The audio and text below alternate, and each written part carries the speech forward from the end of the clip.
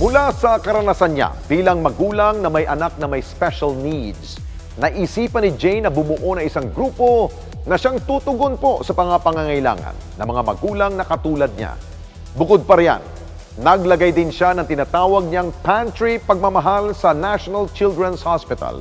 Ang kanilang natatanging pagresponde, narito't panoorin ninyo. Isang ginang ang sinamahan ng responde sa kanyang pagpunta sa National Children's Hospital sa lungsod ng Quezon. Dahil sa araw na ito, muli siyang magdadagdag ng laman sa tinatawag nilang pantry pagmamahal. Siya si Mary Jane, ang nagbuo ng grupong Project Speed Mom Livelihood. Nagsimula ang pantry pagmamahal mula sa ideya ng staff ng ospital na si Marian. Kasi kung minsan, may lumalapit sa akin, may pagkain pa kayo dyan or candy, parang gano'n. Actually, hindi lang si ma'am kasi ang inoferan ko dati ng ganito, pero dinown ako. Kinang-isip ako na sana may magbibigay man lang, na may ma-display ako na kahit anong bagay, basta may iabot ka. Kasi siyempre, hindi ko man naranasan yung ganong sobrang hirap na ganon, pero at least, di ba, kita mo yung itsura ng magulang na hindi pa nag-breakfast. Kasi kung minsan kinakausap ng doktor, parang pasok dito, labas dito. Kasi, di ba, iba kasi yung pakiramdam ng gutom ka eh.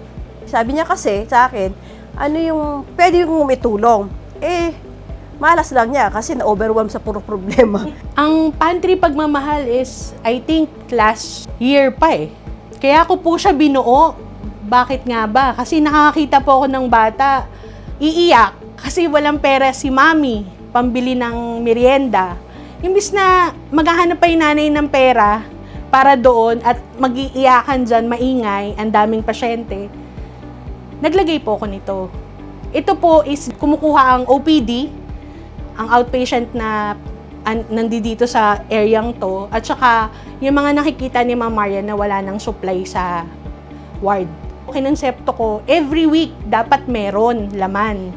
Nga lang may time talagang walang sponsor, walang nagbibigay. So gagawa pa rin kami ng paraan. Iba't ibang klase ng pagkain ang kanilang inilalagay sa kanilang pantry. Ang pantry po is may biskuit, may oatmeal, may gatas. Ready to drink po lahat yung gatas. Meron din pong tinitimpla, may kape para dun sa mga nanay, tatay na nagbabantay. Yung bigas po sa baba, ibibigay po yan dun sa mga poorest to the poorest na pasyente. Kasi para pag-uwi, may isasaing na rin sila. Bigay po yan nung isa kong kaibigan na nag-birthday, imbes nga magpakain, binigay na lang sa amin yung pampakain niya. Kwento pa ni Mary Jane, umusbong ang kanilang grupo dahil sa personal niyang karanasan bilang magulang na may anak na may special needs. Ako rin po ay may anak na special child. ADHD po siya, ngayon po ay 17 years old. Nakita ko po yung hirap ng may anak na special kid kasi kailangan po namin mag-therapy, pumasok sa SPED center na the usual po, mas maganda po sa private, pero yung kakayanan po ay hindi kaya kasi para po kami nagpapaaral ng kolehiyo sa edad na 3 years old. So, ganun po kahirap. Ginawa ko po is, naglakad po ako mula sa Bangbang hanggang PGH. Pahinto-hinto. Gusto ko malaman saan ba ako pupunta na makakalibre ako ng developmental pedia, ng therapy. Kasi yung therapy po ng anak ko nung na-diagnose, sa isang linggo, 3 times a week po. Sa isang session, 600 pesos. Isang oras lang po yun. Tapos yung anak ko po, may struggle na bibit-bitin ko po siya, pero kumakawala po siya. Dahil ko sinasabi, paano yung mga ganong nanay na struggle, hawakan yung bata? Halos, sa totoo po, nagkaroon po ako ng sakit sa kamay. Kakahila, kakahawak sa kanya ng sobra. Yun yung hirap na dinanas ko, which is sabi ko, minor pala yun. Yung hirap na yun, compare sa mga nakita ko dito. Even hindi po cancer patient, even yung mga cerebral palsy, may mga hydrocephalus, special child po sila lahat. So sabi ko, bakit ako sobrang lungkot? Sila nga, mas grabe po yung struggle nila sa akin. Doon po nag-start yung advocacy ko to help these kids. 20 2014, nagsimula na po akong mangarap ng donasyon. Educational material po noon ang pinakamahalaga sa akin. Ginawa ko po noon PGH, NCH, PCMC. Every day, isang araw hanggang alas 12 mula umaga, umiikot po ako sa iba't ibang hospital. Para maramdaman ko na hindi ka nag-iisa, Jane. Maraming katulad mo. So dun po umikot yung buhay ko. Sabi ko, why not bumuo ng isang grupo? Grupo ho kami ng mga nanay. Isa sa layunin ng kanilang grupo ang mabigyan ng mapagkakakitaan ang kanilang mga miyembro. Ang tulong po namin ngayon, pinakabagong project is every week, every Sunday, luluwas po ako ng Malolos, Bulacan. Kukuha po ako ng product.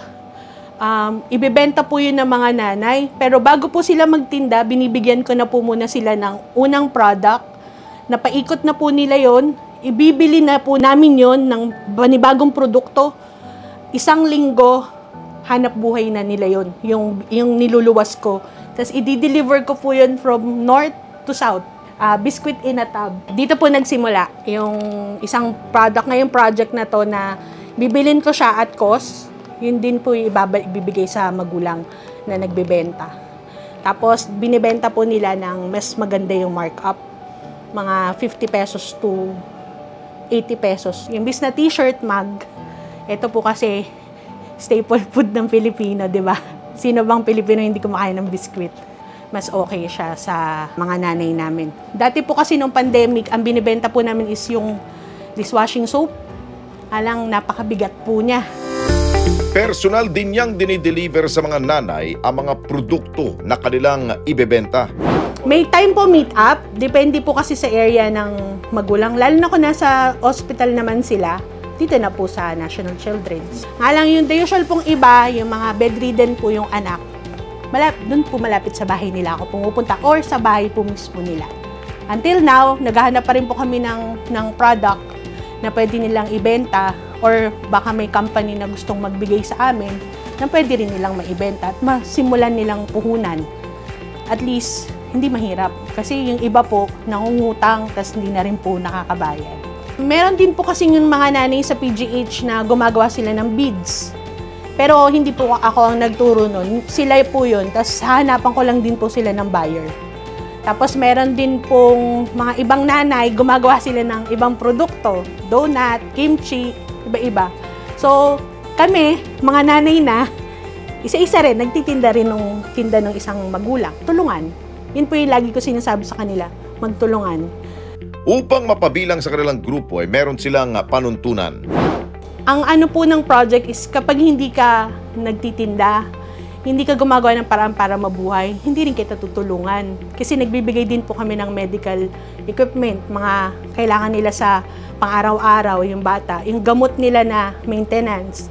Nagbibigay din po kasi kami ng ganon. Kung hindi ka naman din nagtitinda, para saan pa? So umaasa ka na lang.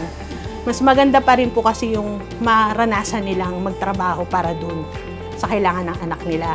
Ang isa pong polisiya ng project is hindi po ako mahilig magbigay ng diaper, sa totoo lang po, tsaka gatas na mura. Pero nagbibigay po ako ng mga gatas na medyo high-end, tsaka yung specialized milk. Isang miyembro rin ng Speed Mom ang ating nakilala. Ako po si Karen Segara, isang parent leader dito sa National Children's Hospital.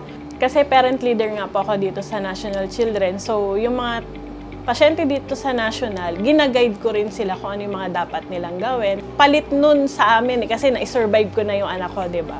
Siyempre, parang ako, gusto ko makatulong din. Kahit sa way na ganito lang, na natutulungan ko si Nanay Jean sa paglo-load ng mga pantry niya. Tuwing may mga darating na mga pantry, kami ang nag-aakyat, kami ang nag-aayos. Kahit na volunteer, yung wala kang hinihinging kapalit. Pero si Nanay Jane, binibigyan niya ng kapalit yon para sa anak ko, kahit na sa maliit na bagay. Bukod sa mga bata sa ospital, nagpapaabot din sila ng responde sa mga komunidad.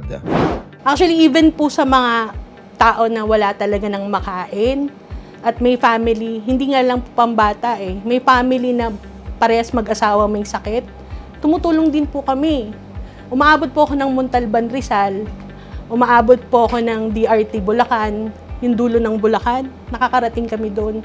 Yung sinasabi po nila na, ba't ko nga ba ito ginagawa? At yung saya sa puso, sobrang saya ko na. Yung anxiety, depression, baliwala na po sa akin yun eh. Wala na po lahat. Wala ka mang maraming pera. Wala ka mang magagandang sasakyan at malaking bahay. For me, masahol pa po ako sa bilyonaryo. Kasi ang dami ko pong buhay na nababago. At ang kanilang mga sakripisyo tinutumbasan na magagandang salita na mula sa kanilang mga narerespondihan. Napapagod, sobra po. Pero nakakalimutan ko po lahat ng pagod pag nakikita ko po lahat ng batang masaya. Tsaka yung may sasabihin sa akin, Nay, graduate na ako sa chemo. Nay, okay na ako, balik aral na ako, babalik na daw siya sa school. Masaya po, kasi parang mga anak ko na rin po kasi sila. Pagod, nawawala po yun. Basta ngitian ka lang po ng batang may sakit, wala po. Tsaka yung may bago dun sa bata, na-develop siya, nakakangiti, tapos may response siya dun sa tinatanong mo, dun sa mga special child. Paano ka mapapagod? Walang pagod. Isa ang mga batang may sakit na kanser sa pinaka-nangangailangan ng tulong. Mabuti na lamang at nariyan ang grupo ni Jane na handang rumisponde at umagapay sa kanilang mga pangangailangan sa abot ng kanilang makakaya. Kami ang Project Speed Mom, Certified E-Responder! Mga kababayan, salamat po sa inyo pong pagsubaybay sa Responde Mata ng Mamamayan. Para mapanood pa ang iba pa naming pagresponde sa ating mga kababayan, i-click lamang ang subscribe button at i-follow lamang ang Net25 social media pages at Net25 TV.